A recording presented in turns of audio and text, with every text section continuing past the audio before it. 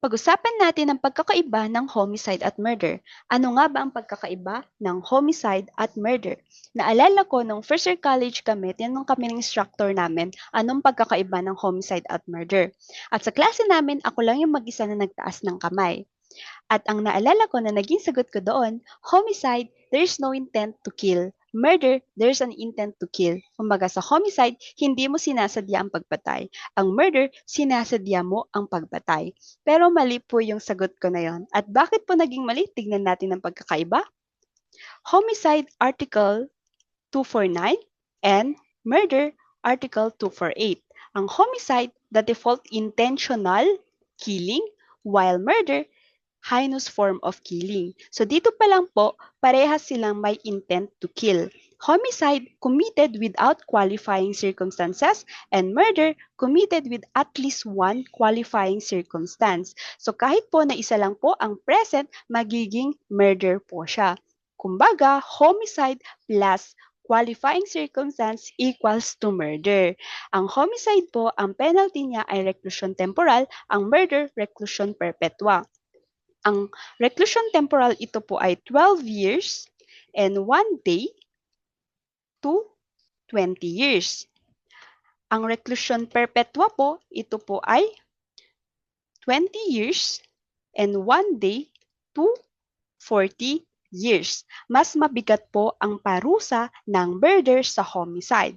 At para maging murder ang homicide, dapat isa o kahit more than pa ang present sa mga qualifying circumstance. And ano nga ba tong mga qualifying circumstance na to? Pag-usapan natin 'yan para malaman natin paano nagiging murder ang homicide. Ito po ang qualifying circumstance ng murder. Meron po tayong mnemonics dito, which is yung TRISEC. TRISEC. T for treachery, R for reward and prize, I for inundation and fire, S for superior strength, E for evident premeditation, and C for cruelty. Unahin po natin ang treachery. Ang treachery, ang magiging keywords po natin dyan ay sudden attack, defenseless victim, zero risk attacker. Ibig sabihin ito po yung pag-atake sa biktima ng biglaan, walang babala o patalikod para siguraduhin hindi siya makakalaban o maitatanggol ang kanyang sarili. Magbigay ako ng halimbawa. Halimbawa, naglalakad si person A habang may dalang grocery at nakatalikod ito. Bigla namang sumulpot si person B mula sa dilim at sinaksak si person A sa likod nang walang kaalam-alam. Dahil walang pagkakataon si person A na lumaban, may treachery, kaya murder ang kaso ni person B. So sa kaso na ito o sa scenario na ito, merong murder due to treachery. Isa pang halimbawa, natutulog si person A, tapos biglang sinaksak ni person B sa puso. So, ang kaso doon ay murder due to treachery. Next, reward and prize. Ang magiging keywords natin dito ay contract killing, hitman, tapos financial motivation. Ano naman ang ibig sabihin nito? Dito merong reward, prize o promise. Ito yung pagpatay dahil sa pangako ng pera, pabuya o kapalit na pabor. Halimbawa, galit na galit si person A kay person B. Dahil ayaw niyang marumihan ang kamay niya, binayaran ni person A si person C ng 50,000 pesos para itumba si person B. Dahil sa pera, pinatay ni person C si person A. So, ang mangyayari dito, parehong makakasuhan si person A at person B. Dahil pareho silang makakasuhan, pareho silang liable na murder. So, tinatawag natin si person A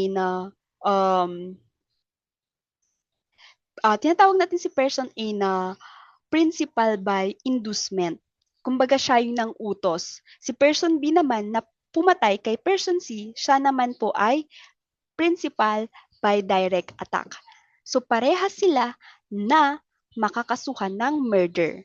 So yan ang reward and prize. Ang inundation and fire naman, ang magiging keywords natin dito ay destructive means, public peril, and cruel methods. Ano naman po ito? Ito po yung paggamit ng malawakang pinsala tulad ng baha, sunog, lason o pagsabog para mapatay ang isang tao.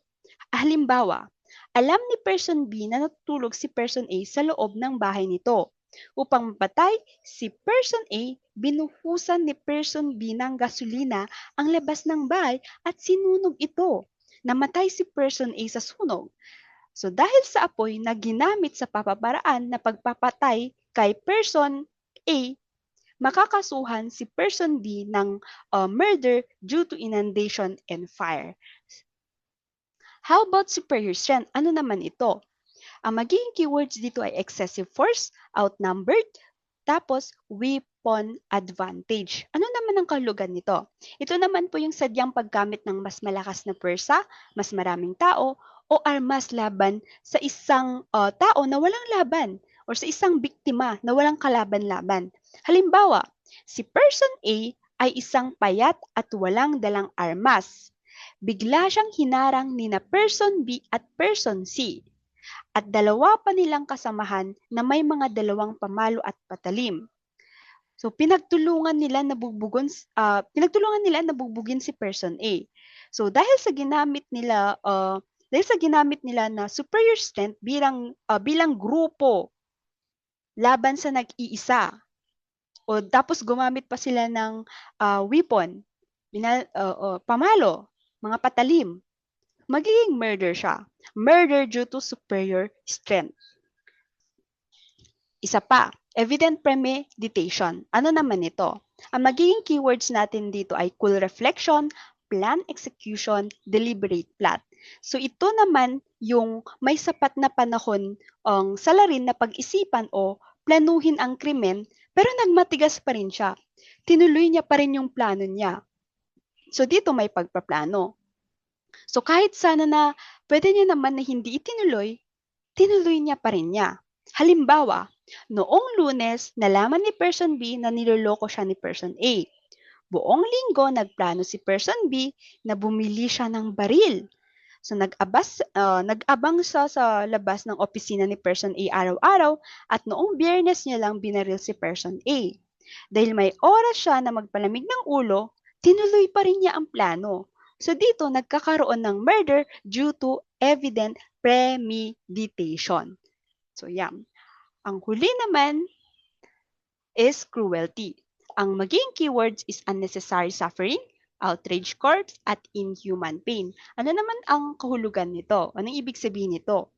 Ito naman po yung sadyang pagpapahirap sa biktima para mas pahabain at palalain ang sakit na nararamdaman nito bago pa siya namatay o bago mo siya patayin.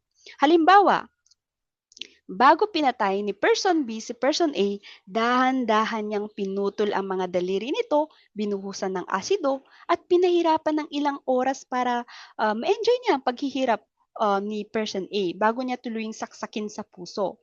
Dahil sa labis na cruelty, mayroong cruelty na naganap, ito po ay magiging murder. Murder due to cruelty. Diba?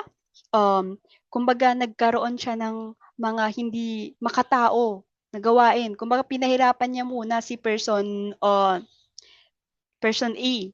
Sa kanya sinaksak. So, ito po yung tinatawag natin na qualifying circumstance para maging murder ang kaso o para maging murder ang homicide. So, merong halimbawa dito.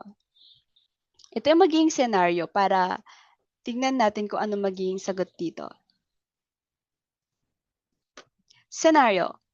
Sarah discovers that her wealthy uncle has left his entire fortune to her in his will. Wanting the money immediately, she buys a little dose of tasteless poison, drives to his house, and sleeps it into his evening tea. Her uncle drinks the tea and dies an hour later. So dito pa lang sa senaryo na ito, meron ng pagplaplano. Bumili pa si Sarah ng tasteless poison para inumin ng uncle niya para ito yung kadahilanan na pagpatay o kadahilanan kung bakit namatay si uncle niya? Ang magiging sagot dito ay murder. Magiging murder siya. And murder due to premeditation. So, merong intention si Sarah na ipapatay yung uncle niya at pinagplanuhan niya to. So, Sarah didn't cause an accident. So, Sarah, plinano niya yung pagpatay. So, intention niya na bumili ng poison. Intention niya na bumili ng poison at ipainom ito sa tito niya. Kaya namatay yung tito niya. So, merong pagpaplano doon. So, walang self-defense na nangyari. Sa scenario pa lang na ito, wala namang self-defense na nangyari. Talagang si Sarah, pinagplanuhan niya na ipapatay yung tito niya. So, dito, nagkakaroon ng, kumbaga, Sarah's direct action equals to poisoning the tea equals to explicit cause of her uncle's death. So, kaya siya nagiging murder. How about this scenario? During a heated argument at a local bar, Leo accuses Victor of cheating in a high-stakes card game. The argument escalates into a fist fight. In a blind rage, Victor grabs a heavy glass beer mug from the table and strikes Leo hard in the face, screaming, "I'm going to kill you." The blow fractures Leo's skull and he dies from the trauma shortly after. So sa tingin niyo, sa scenario dito, may present ba dito na qualifying circumstances para maging murder ang kaso dito? Sa tingin nyo, magiging homicide ba ito or murder? Comment below your answer and explain bakit siya homicide and explain bakit siya murder.